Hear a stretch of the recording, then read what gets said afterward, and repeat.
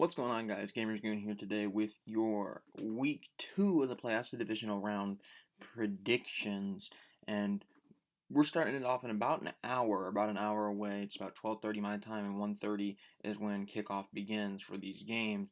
And we're starting it off with the Jaguars and the Chiefs. The Jaguars obviously had a phenomenal comeback, a phenomenal story last week when they came back and defeated the no longer San Diego, the Los Angeles Chargers, who were up 27-0. The Jaguars, obviously, the first half, very, very much of a struggle for them. Trevor Lawrence throwing pick after pick after pick. It didn't feel like it was going to stop.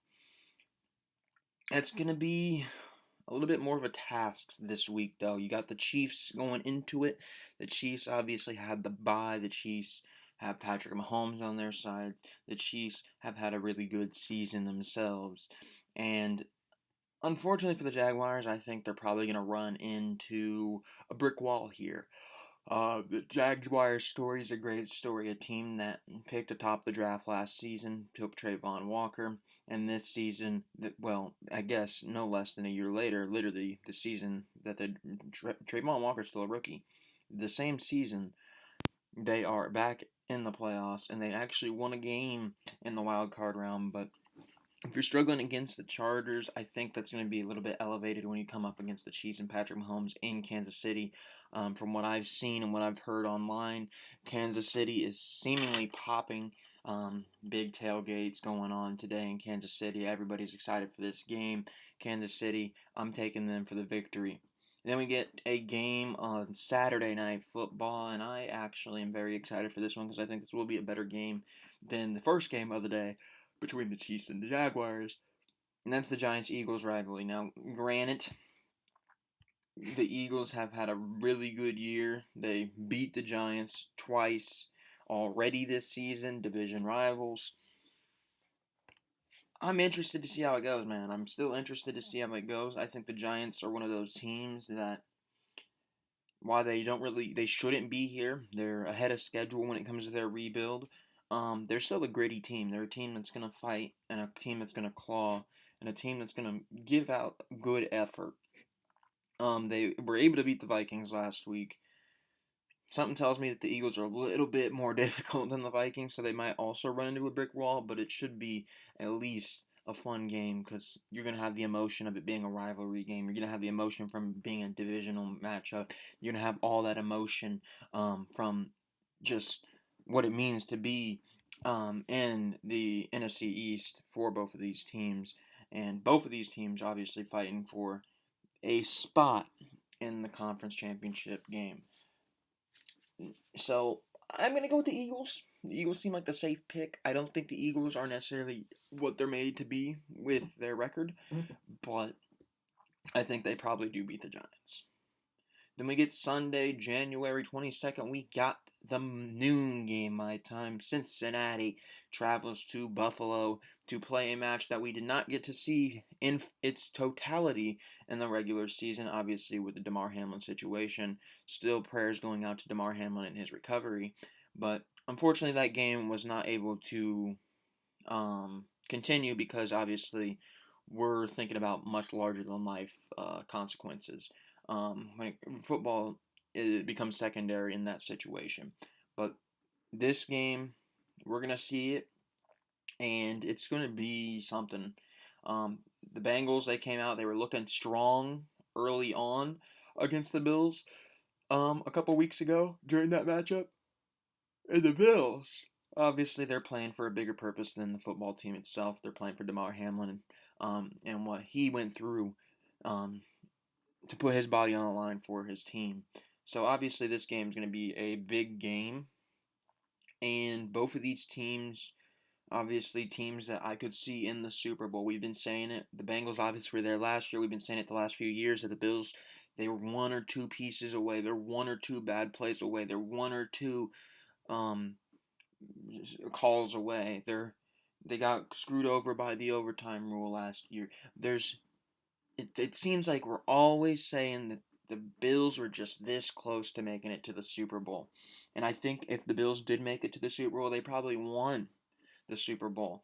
But we continue to look at the Bills and we continue to say they're just one thing away, whether that's a play, whether that's a bad call, whether that's a weird overtime rule. It seems like the Bills always should be in the Super Bowl. They haven't made it just yet. So when are they going to get over that hump?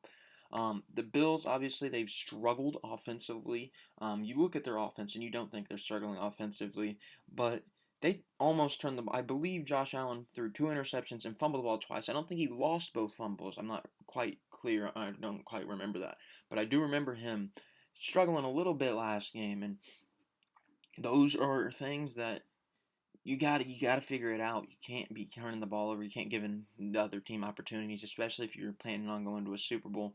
So if the Bills can polish that up, I think the Bills will win. However, I'm going to take the upset, and I'm going to go with the Bengals beating the Bills because I think that potentially the turnover problems can become an issue for Josh Allen. Josh Allen's one of my favorite players in the NFL, but for some reason this season he's been a little bit more turnover happy than seasons past, and I think maybe the Bengals won't necessarily be as bad at turning the ball over as the Bills, and I think the Bengals probably get this upset. I think it's gonna be a great game. I don't really care who wins because I would love to see both of these teams back in the Super. Well, in the Bengals case, back in the Super Bowl because I have family in Cincinnati. But also I'd love to see Josh Allen go to the Super Bowl because he's one of my favorite players in the NFL. He's just got to figure out how to not turn the ball over, and then we will be set if for a potential Kansas City Buffalo rematch. That kind of got screwed over with the overtime rule, but both Patrick Mahomes and Josh Allen were slinging the thing, and they were doing the Lord's work when it came to being one of the best football teams and football programs and football viewings that could have been seen last year. But then we get into the Sunday night game. It's not really a Sunday night game, it's more a Sunday afternoon game for me. The Cowboys versus the 49ers. I told you that the Cowboys just striked me as a team, man. They striked me as a team that if they could get past the Buccaneers, which they did handily, they could make the Super Bowl run. Obviously, everybody's saying, "Oh, they're the chokers, the Dallas chokers." They have Dak Prescott; he's just gonna choke. I don't know. I've been saying it. I said it last week. If they can figure out a way to get past the Buccaneers, don't be surprised if they make the Super Bowl run. They have the team to do it. They have the pieces. They have Micah Parsons. They have Trey Diggs. They have Dak Prescott. They have Ezekiel Elliott. They have Tony Pollard. They have CeeDee Lamb. They have the pieces to do it. They just need to beat them. They just need to not beat themselves. And to this point, they haven't beat themselves through one game, through the wild card. They beat the Buccaneers, and they didn't even really give the Buccaneers a chance. And the 49ers are once again a team that I could see leaving the door open for the Cowboys and getting to that NFC Championship game. Brock Purdy, while he had a good week last week, while he got the dub, something tells me that this is going to be a little bit different than a Seahawks game last week. Something tells me that they're going to have to be a little bit better. The 49ers, when I look at them, I think a lot of people look at a team that can contend for a Super Bowl. I don't look at them that the same way. I really don't. I look at the 49ers and I'm like, they have a couple good pieces. They have the Bosa.